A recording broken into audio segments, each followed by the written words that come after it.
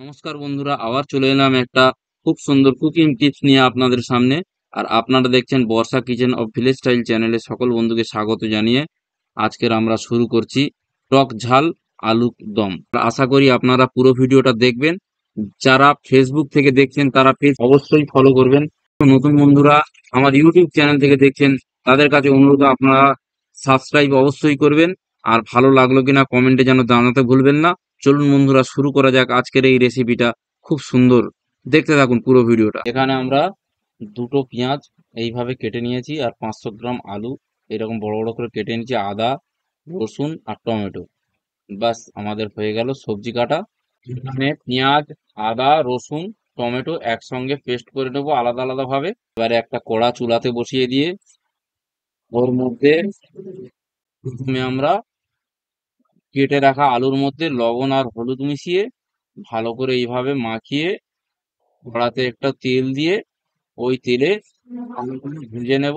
মোটামুটি 50% কুক হয়ে যাওয়া চাই, এইরকম ভাবে ভেজে আমরা লাবিয়ে রেখে দেব। আমাদের এখন আলুগুলো ভাজা হয়ে গেছে, এগুলো আমরা একটা পাত্রে তুলে রাখছি।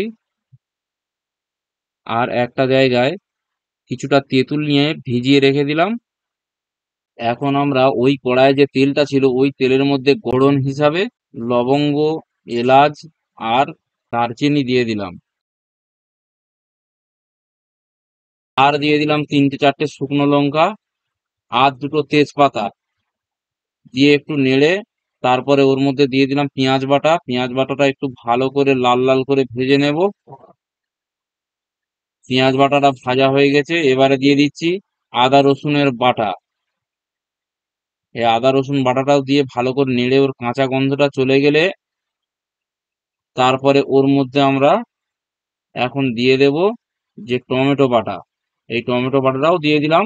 একটা কথা বলে রাখি, রান্না সবসময় বন্ধুরা আপনারা ধীর আঁচে রান্না করবেন, তাড়াহুড়ো করবেন না, রান্না মোটেই ভালো হবে না। দেখুন বন্ধুরা, এখন তেল ছেড়ে দিয়েছে টমেটোর থেকে। এর মধ্যে আমরা দিয়ে দেব ঝালের জন্য লাল লঙ্কার গুঁড়ো, যে যেমন ঝাল খাবে স্বাদ অনুযায়ী। আর দিয়ে দিচ্ছি একটু হলুদ গুঁড়ো। আর একটু দিয়ে দিচ্ছি কাশ্মীরি লঙ্কার গুঁড়ো। কাশ্মীরি লঙ্কার গুঁড়োটা দিলে রংটা ভালো আসে তাই। আর স্বাদ মতন লবণ দিতে যেন ভুলবেন না। সমস্ত উপকরণগুলি একসঙ্গে ভালো করে নেড়ে যখন এইভাবে তেল ছেড়ে দেবে, যে বাটিয়ে আমরা আদা রসুন বেটে রেখেছিলাম ওই বাটিটা ধুয়ে কিছুটা জল ওর মধ্যে অ্যাড করে দেব। জলটা দিয়ে একটু ভালো করে নেড়ে ওর মধ্যে যে ভেজে রাখা আলুগুলো দিয়ে দিচ্ছি। ভেজে রাখা আলুগুলোকে ভালো করে মশলার সঙ্গে কষিয়ে নেব। ভালো করে ধীরে ধীরে কষিয়ে নিয়ে ওর মধ্যে আমরা দিয়ে দেব অল্প কিছুটা জল। জল দিয়ে একটু খুন্তি দিয়ে ভালো করে নেড়ে দিয়ে ঢাকনা দিয়ে দেব। আবার কিছুক্ষণ পরে ঢাকনা তুলে আবার একটু নেড়ে দেব, দিয়ে আবার ওই ঢাকনাটা আবার লাগিয়ে দেব। এইভাবে কয়েকবার ঢাকনা দিয়ে দিয়ে নাড়তে নাড়তে পুরোটা সিদ্ধ হয়ে যাবে। যখন এরকম একটু শুকনো হয়ে যাবে, আমরা যে তেঁতুলটা রেখেছিলাম তেঁতুলের ছিবড়েগুলো বাদ দিয়ে শুধু জলটা এর মধ্যে দিয়ে দেব। আর একটু দিয়ে দেবো অল্প করে চিনি, দিয়ে আবার একটু ভালো করে নাড়তে থাকবো। আর সবশেষে আমরা দিয়ে দেব একটু আলুর দম মশলা আর জিরে ভাজা গুঁড়ো। জিরে ভাজা করে গুঁড়ো করে রেখেছিলাম, ওইটা দিয়েই আমরা এখানে শেষ করব এই আলুর দম রেসিপিটা। এই আলুর দমটা রুটি বা পরোটার সঙ্গে খুব সুন্দর লাগে বন্ধুরা, একবার খেয়ে দেখবেন। আর কেমন হলো কমেন্টে অবশ্যই জানাবেন। পুরো ভিডিওটা দেখার জন্য ধন্যবাদ। আজকের রেসিপি এখানেই শেষ হলো। আগামী পর্বে আবার কখনো কোনো রেসিপি নিয়ে আপনাদের সামনে হাজির হব।